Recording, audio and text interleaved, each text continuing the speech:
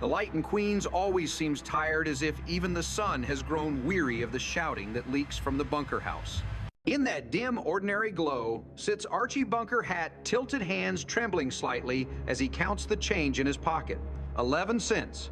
That used to buy bread once upon a time when the world was younger, when men had uniforms and certainty, when every penny was proof of pride. Now the bread costs 50, and even breathing feels like debt. The supermarket hums with fluorescent indifference. Shelves tower like monuments to inflation. Edith trails behind him, sweet apologetic, trying to read the prices, while Archie argues with history itself. The country's in trouble. Every time there's an outbreak of peace, he mutters, squeezing loaves the way an old soldier tests the strength of a rifle. The war is long gone, yet in his mind, 1942 never ended. It was the last time America made sense, the last time he did. Around them, the world speaks a new language. Barcodes, coupons, women at cash registers who answer without fear. When a young clerk taps the wrong key, Archie explodes not out of malice, but out of disbelief that anyone under 40 could hold power over him. Even his jokes about gallstones sound like protests against mortality. By the time he reaches the checkout, he is already rehearsing a speech for no one. Everybody pulled his weight back then. The bag of beans thuds onto the counter, the sound of pride landing heavy.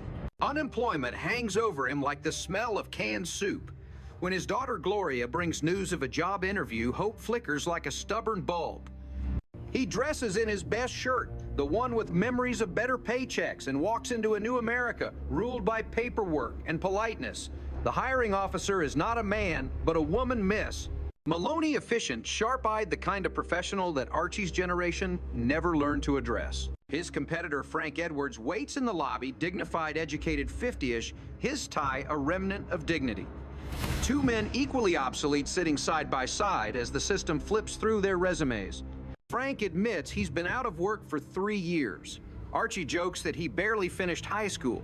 When the woman calls his name, he straightens, suddenly boyish. Inside, the interview turns surreal. Maloney explains that the best janitor is a man lacking in skill and knowledge. Archie grins awkwardly. It's the first job description he fits perfectly. Yet triumph curdles when he learns Frank has been rejected for being overqualified. In that bureaucratic logic, failure becomes virtue.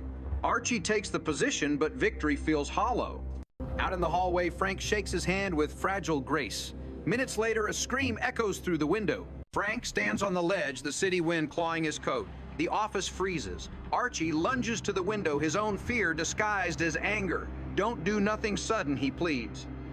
But Frank's despair has momentum. Years of rejection have carried him there. The scene becomes theater, tragic and comic, absurd and sacred. Down on the street, a crowd chants jump while Archie leans out into the empty air, shouting about grandsons, about God, about the stupidity of quitting before payday. His words tumble out like prayers rewritten by a blue-collar poet. A grandfather's got to teach the kid how to whistle on a blade of grass. He cries as if memory itself could save the man. Frank hesitates, and in that pause, the two share a mirror of loneliness. Both are terrified of the same thing, not death, but uselessness. When Archie's gallbladder flares, pain pulls him back from the window. Absurdity intrudes again, reminding everyone that mortality can also be ridiculous. Somehow, through pleading and accident, Frank steps back inside. Archie's arms wrap around him, clumsy, desperate human. That night, the hero lies in bed beside Edith. She calls him brave. He calls himself lucky. Their intimacy flickers between comedy and tenderness. He jokes that his pudence is returning, that saving a life has restored his manhood. But the joke turns into a groan. The pain in his side grows sharper. Game called on account of pain, he whispers, and the audience laughs, though the laughter feels uneasy. The next morning, he's in the hospital, stripped of control, surrounded by strangers who speak in technical language and kindness. The hospital is another world, sterile, hierarchical, ruled by women and immigrants. The nurse who greets him speaks with an island accent and the authority of experience. Archie's attempt to reassert masculinity collapses when she orders him to turn over for an injection. He bargains, cracks jokes, tries to remind her that he fought in the war, but nothing shields him from the humiliation of dependence. Even his complaints about normal American operations fall flat when she tells him she'll shave him with eyes closed so he won't feel ashamed. It's absurd and yet tender, a small mercy offered to a man terrified of exposure. Edith hovers, anxious, her voice a lullaby of reassurance. Between the beeping machines and the scent of disinfectant, they have their most honest conversation in years. Archie instructs her on what to do if I don't come back from under the knife, where to find the hidden money, what coffin to choose, how to dress his body. Beneath the grotesque details lies a confession of love he can't pronounce. He worries their grandson will forget him, so he tells Edith to buy the boy a gift each year from me from under the ground. The camera could linger on her eyes, filled with tears that refuse to fall. For once, she doesn't interrupt his nonsense. She lets him believe his control will outlast him. Then the absurdity returns. The doctors delay surgery for lack of compatible blood. The volunteer donor arrives, Dr. Thatcher, a black woman. Archie panicked mutters about hemoglobins, mixing colors as if science could threaten identity. The staff exchanges weary smiles. They've seen this fear before. Dr. Thatcher replies calmly, "Her blood is red." In that simple statement lies the entire moral thesis of All in the Family. When they wheel him toward the operating room, his resistance collapses into silence. Weeks later, recovery brings him home. But the world outside has shifted again. His old nemesis, Pinky Peterson, is back playing pranks that belong to a younger, meaner age. A fake mongoose, a cardboard box, a scream, Archie's fear becomes everyone's entertainment. His dignity shredded, he vows revenge, and fate delivers an accomplice, Beverly LaSalle, the flamboyant female impersonator he once rescued, with mouth-to-mouth resuscitation. Beverly's return introduces a gentler mirror for Archie, someone who embodies courage in disguise. When she invites the Bunkers to dinner, Archie hatches a cruel plan to set her up as bait for Pinky, letting the macho prankster fall for her. The dinner sequence unfolds like tragic opera disguised as sitcom. The restaurant glows with cheap red light laughter, swelling like background music. Beverly in full glamour radiates kindness and vulnerability. Pinky, oblivious, becomes genuinely enchanted. Across the table, Archie can barely contain his glee, nudging Edith, waiting for the grand reveal. But as the evening progresses, the laughter turns inward. Beverly speaks with grace, Pinky with sincerity, and suddenly the joke no longer feels funny. When the truth emerges, when wigs come off and identities shatter, embarrassment floods the room like spilled wine. Pinky's girlfriend storms in, the waiter freezes, and Beverly stands in the ruins of someone else's amusement. Archie still laughs triumphant until he sees her face, the hurt, the restraint, the quiet dignity of someone used to surviving mockery. The camera would linger there long enough for the audience to stop laughing. Back home, Edith's disapproval slices deeper than any sermon. "That was a terrible thing to do," she says softly. Archie insists he meant no harm, that it was just a joke, but his voice trembles. Beneath the bluster, shame seeps through. He has confused victory with cruelty, humor with power. In that moment, he becomes the embodiment of a culture losing its innocence, a generation realizing, too late, that laughter can wound. Morning light filters through the thin curtains of the bunker house, cutting pale stripes across the cluttered living room. The laughter from the night before has evaporated, leaving only dust motes and silence. Archie sits in his chair, the same throne that has witnessed every one of his small wars against progress, against poverty, against the invisible tide of time. He holds the morning paper, but doesn't read it. The headlines speak of things he no longer understands. Inflation reports, oil crises, changing gender roles, protests at universities. He feels surrounded by words that don't include him. Edith hums softly in the kitchen, the sound of a woman who has long learned how to build peace from noise. The telephone rings and the sound feels foreign in the stillness. It's Gloria, breathless, calling with news that makes no sense to him at first. Ma saved someone's life today. The sentence hovers in the air like a bird that refuses to land. Edith, the one who forgets where she put her glasses, the one who apologizes to inanimate objects, the one who has never thought of herself as anything but ordinary, a hero. He chuckles at first, a reflex of disbelief, until she walks in cheeks, flushed hands trembling. She tells the story slowly, a man at the Sunshine home collapsing mid-celebration. The panic of the room, her body moving on instinct, 2 fingers pressed to the chest, breath after breath, until life returned. The others call it bravery. Edith calls it luck.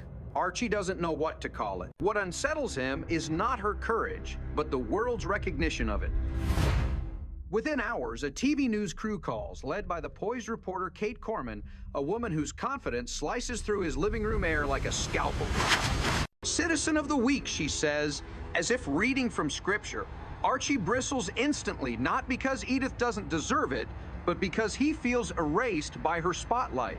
In the bunker mythology, he is the talker, the center, the opinion. Edith is the echo. Now the roles invert. The crew floods the house with cables and lights moving furniture, ignoring him as if he were part of the wallpaper. He hovers sputtering about lady newscasters and men's voices fit for tragedy, trying to reclaim some fragment of relevance. No one listens. Kate Corman adjusts Edith's microphone, guiding her into the good light.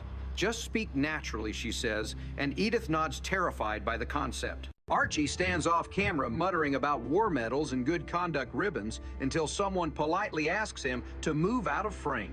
His pride collapses quietly. The scene becomes an exquisite piece of social X-ray. A husband watching his wife become visible for the first time in public, realizing that visibility is power. As the rehearsal begins, chaos reigns. The smell of burnt chicken fills the air. The cameraman wipes sweat from his forehead. Archie tries to explain that he fought in Italy and still carries shrapnel where he can't show it. The reporter, half amused, half annoyed, guides the conversation back to Edith. Tell us what you thought at that moment, she says. Edith hesitates, eyes wide, searching for words not written on any cue card. I didn't think, she finally answers. I just helped. The line is so simple that even the reporter stops writing. For a heartbeat, the entire room quiets, the lights hum, the crew lowers their microphones, and something real, unplanned, human fills the frame. Archie sees it too, though he doesn't admit it. He has spent his life believing that heroism belongs to men in uniforms, not to women with aprons. Watching Edith speak with shy honesty dismantles something inside him. The interview ends, the cameras pack up, and the living room returns to its cluttered self. But the silence afterward is different. It's the kind of silence that comes after revelation. Edith sits on the sofa, tired, radiant, unsure what she's done. Archie clears his throat, searching for words that will keep the old order intact. None come. All he can manage is a gruff, "You did good, Edith." She smiles, understanding the entire unspoken paragraph hidden inside those 3 words.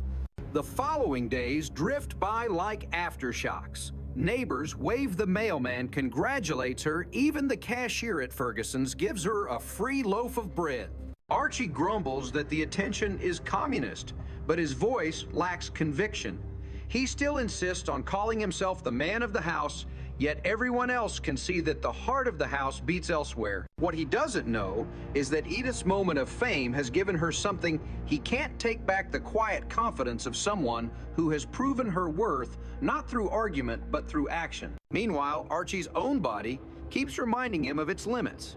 The scar from surgery aches, fatigue crawls up his spine. He hides it with jokes, pretending gallstones are badges of honor, but at night when the house sleeps, he sits awake, staring at the ceiling. The world outside feels louder than ever, protests on television, changing prices, new languages in the streets. He used to think the battle was against others. Now he realizes the real enemy is time. The humor of All in the Family has always been a mask for grief.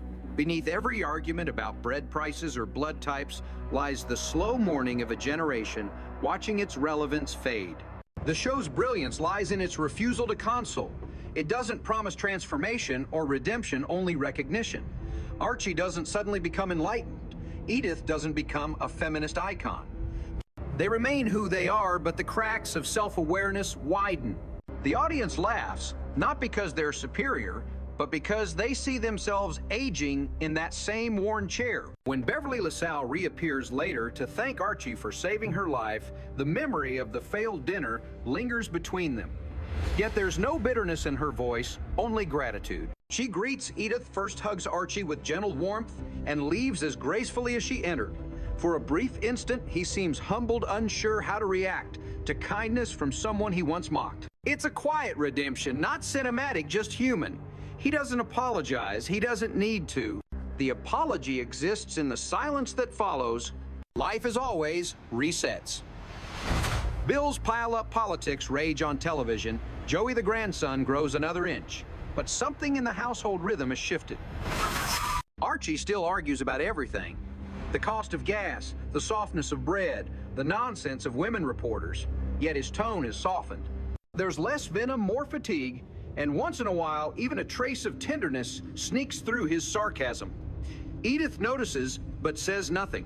She just pours him another cup of coffee the way she's done for 25 years and hums a hymn under her breath. The camera would end the season with that sound. The clink of a coffee spoon, the hum of an old melody, the world outside moving faster than anyone inside can follow. The theme song returns its nostalgic refrain echoing across the living room. Boy, the way Glenn Miller played. Archie joins in halfway through his baritone rough. Edith's soprano wavering their voices, meeting somewhere in the middle. Imperfect, sincere, unguarded. The words speak of a time when girls were girls and men were men, but as they sing, both know those days are gone. The power of the moment lies in their acceptance of that loss. They sing not to bring the past back, but to survive its absence. If a camera were to linger, it would see the layers of America in that small room, the old soldier trying to hold his place in a changing world, the housewife discovering her own quiet authority, the ghosts of factories and front porches and church hymns fading into the hum of a television set. The laughter track would fade too, leaving only the real sound of breathing, uneven humans stubbornly alive. These episodes taken together are less a sitcom than a requiem disguised as comedy. They chronicle the death of certainty, the birth of humility, the uneasy grace of survival. Archie's hospital bed, Edith's CPR, Beverly's poise, the TV lights in their living room, each becomes a symbol of confrontation between the past and the present. The show refuses to decide who wins. Instead, it lets both coexist awkwardly beautifully like two voices harmonizing out of tune. In the end, All in the Family reminds its audience that progress doesn't arrive through revolution, but through small embarrassments, accidental mercies, and reluctant empathy. Archie Bunker will never change entirely, but each time he faces a nurse who ignores his prejudice, a man on a ledge who mirrors his despair, or a wife who saves a stranger with her bare hands, another layer of his armor dissolves. The miracle is not that he becomes enlightened, it's that he keeps living among people who love him enough to keep teaching. The final image could be simple. Archie asleep in his chair, the TV still glowing with the late-night news. Edith turns off the lamp, glances at him with a smile that contains every argument they've ever had, and whispers, "Good night, Archie." The camera pulls back slowly, showing the smallness of their home, the ordinariness of their lives, and the quiet heroism hidden in both. Outside, the city hums. Inside, two flawed souls keep singing their old song against the noise of the future. And that is the genius of these episodes, not in their jokes, but in their refusal to let comedy forget the heart beating underneath. Each line, each quarrel, each absurd misunderstanding becomes a hymn to survival, to forgiveness, to the strange, unbreakable tenderness that binds people who will never fully understand each other. The bunkers endure, and through them, so does America, messy, divided, sentimental, but still reaching clumsily, awkwardly, beautifully for grace.